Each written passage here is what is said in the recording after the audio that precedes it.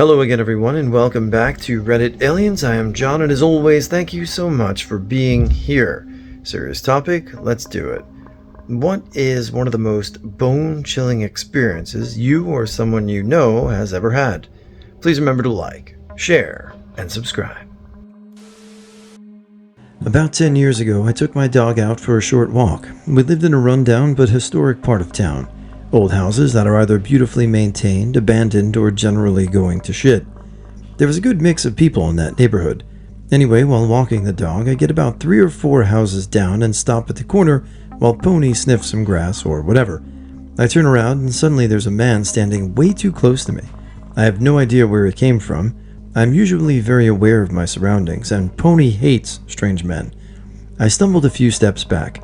I immediately had this absolute bone-chilling sick feeling. He asked me, "Is that a pit bull?" And I replied, "Yes." Then he said, "Oh, she'll protect you." At this point, my body flooded with adrenaline, and I turned to run to my house. I saw my mom standing on the porch and thought to yell at her. She had no reason to come out onto the porch. I honestly think she had a bad feeling.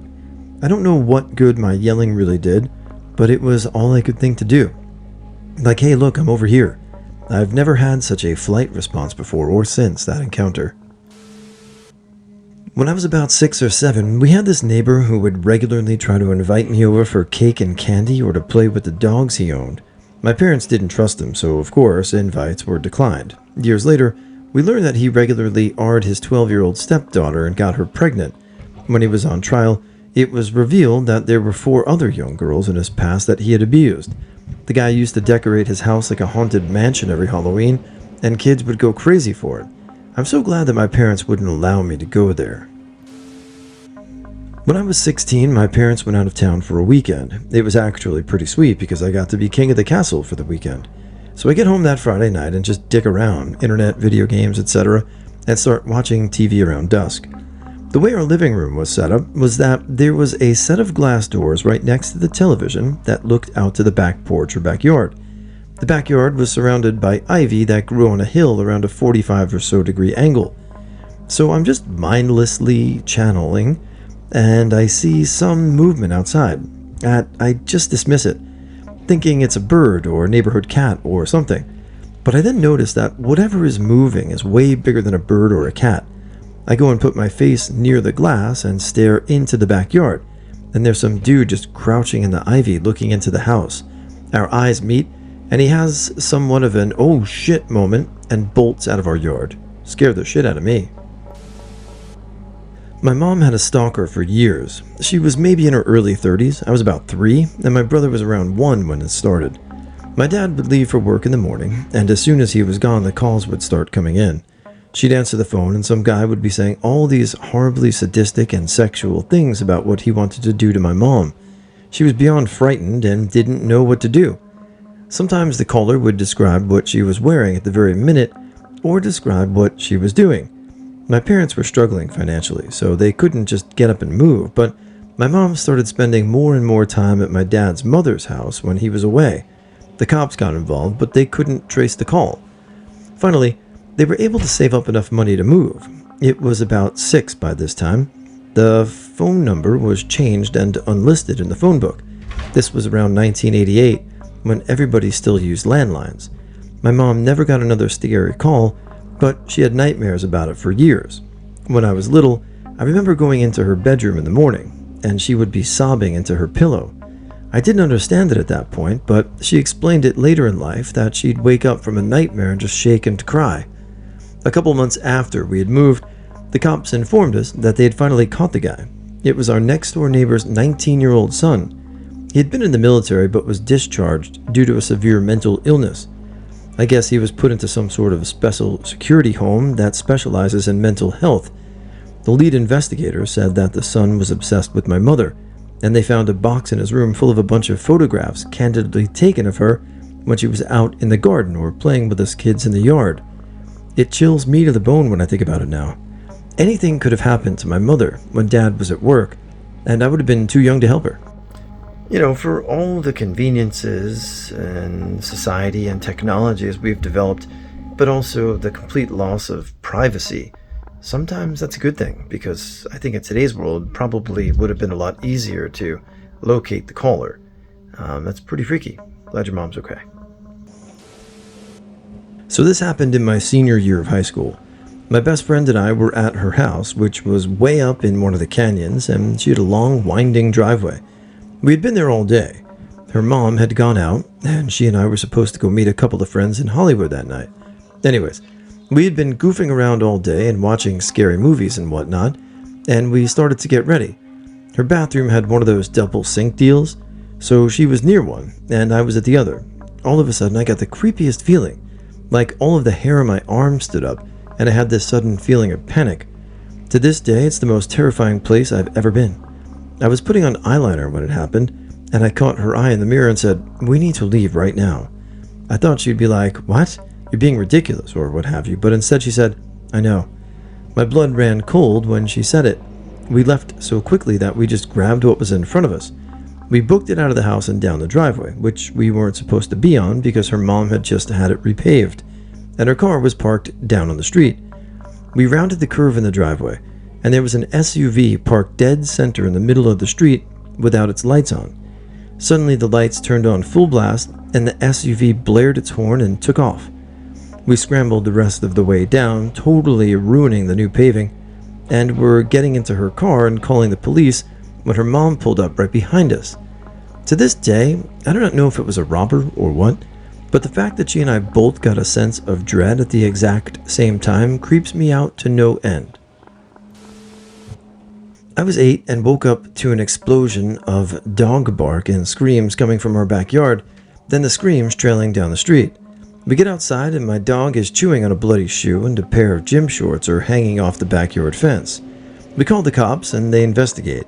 From the footprints, they could see the guy tried every window with my dog following, and when he got to mine, my dog went into full attack mode. The guy was picked up that night on an unrelated charge, but they put 2 and 2 together later and charged him. My dog allowed them to collect the gym shorts, but that shoe was his. He was happy, and let the cops pet him as much as they liked. He was under animal control the next day when they drew a little blood for a rabies test. When my friend's dad was around 17 years old, he decided to go camping with about 8 or so of his friends. This took place in the Wisconsin forest. When they got to the site, they decided to split up to collect firewood in groups of 2 and meet back at the site in around 20 minutes. One group wasn't back right away, and since they were a couple, they just assumed they were fornicating in some bushes and cracked a couple jokes about it. After an hour, they decided they should probably go look for them and headed off to search in the area where they had been collecting wood. They saw behind a bush part of the girl's bloody shirt, and the man's shoes were lying scattered around the scene. They quickly rushed back to their cars so they could drive to the park ranger's office, which was about 5 miles away, and report the incident. However, they found that their gas had been siphoned, so they had no choice but to walk.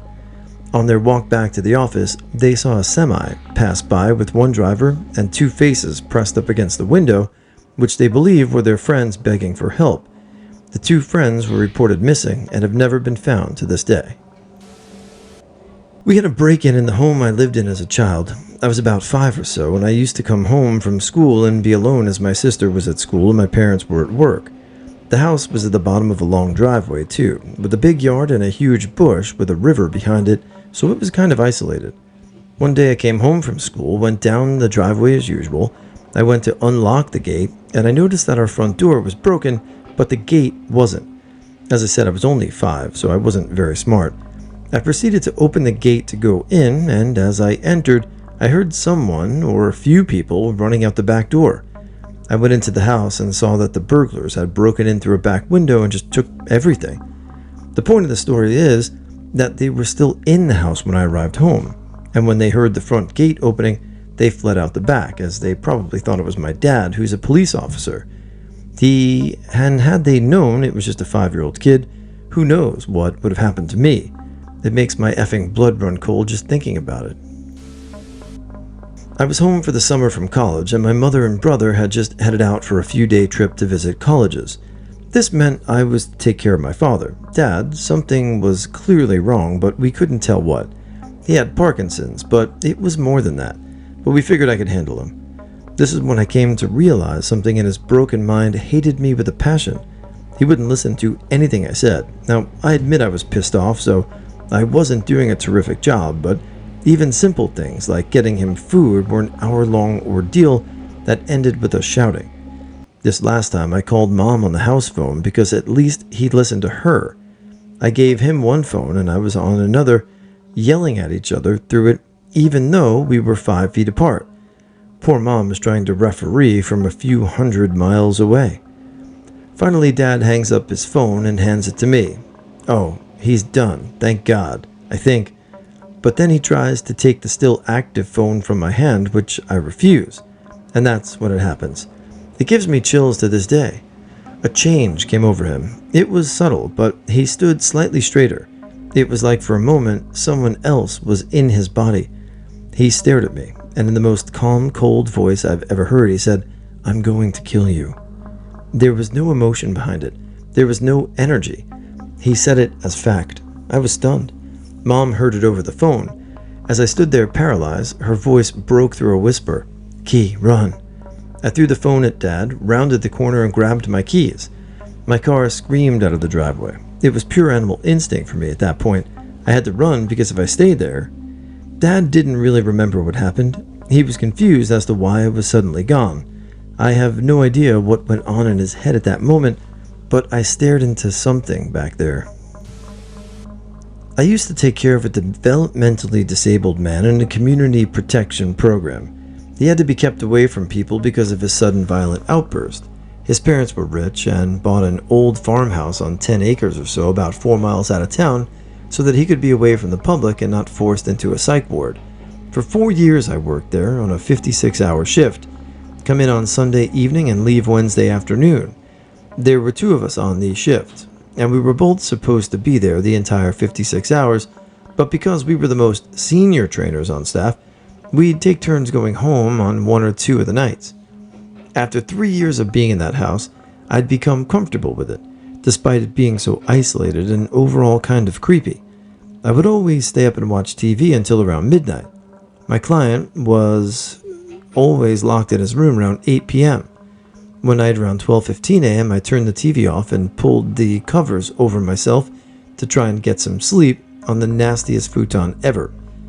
There was one window in the staff room, and it faced the back of the property and was about 6 feet off the ground.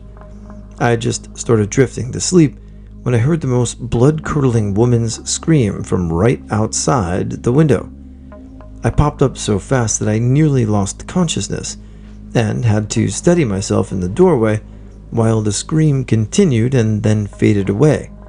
I grabbed a flashlight from the laundry room and threw open the back door, illuminating the area outside the window, and there was nothing. I ran along the perimeter of the house and saw nothing.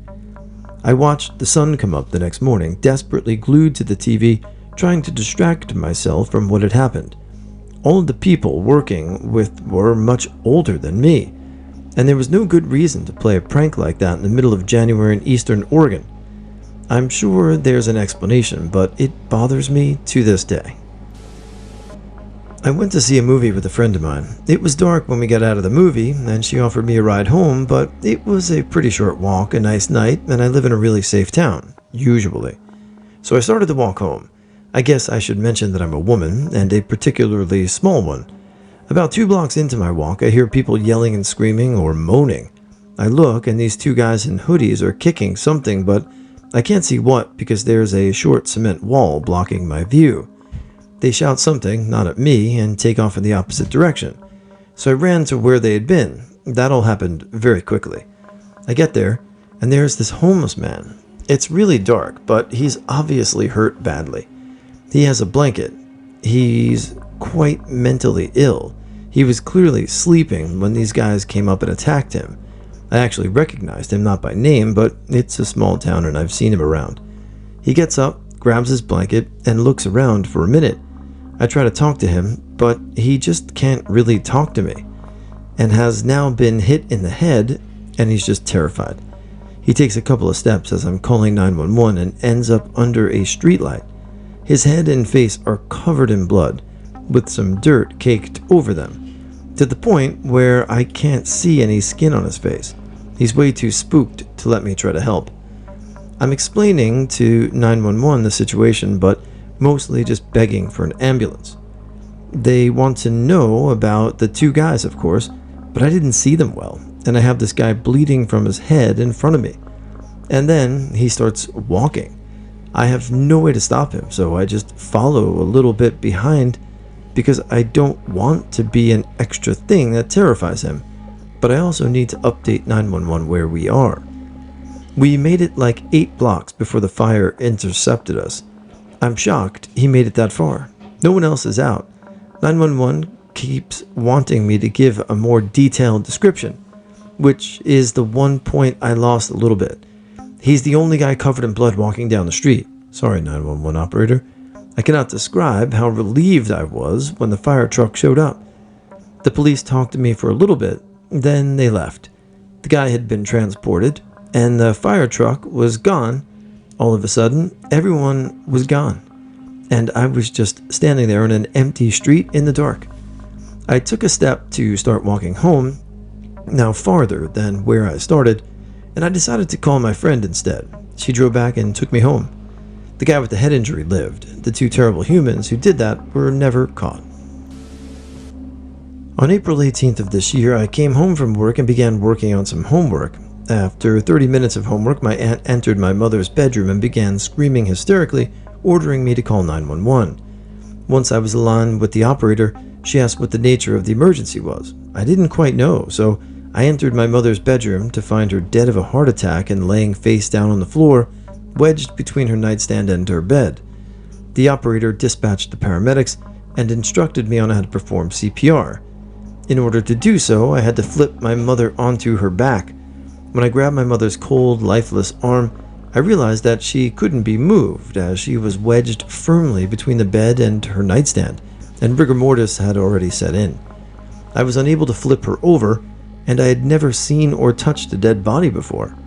After the paramedics and told me that nothing could be done, the medical examiner informed my family that she couldn't be seen as she had been lying on her face for so long.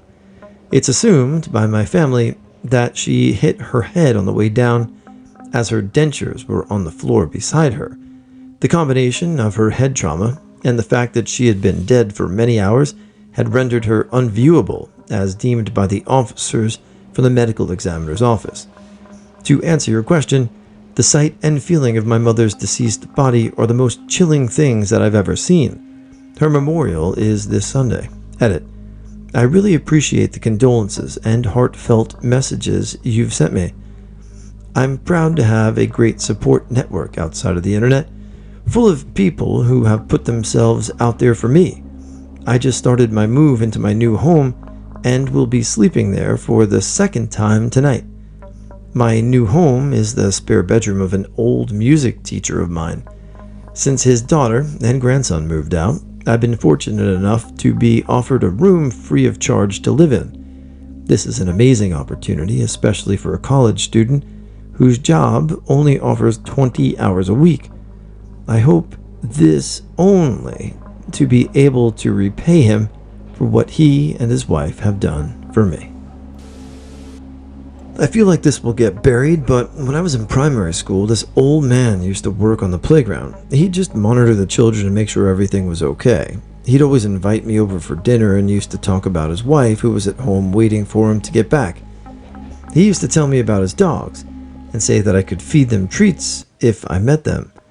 I used to beg my mom to let me go to his house, and she would always outright refuse. I was bummed because his house sounded fun, and I wanted to meet his dogs, but my mom's word was the law, so I got over it. He somehow found out my address and sent me a Christmas card 1 year later. Fast forward to when I'm in secondary school, and his name is all over the paper.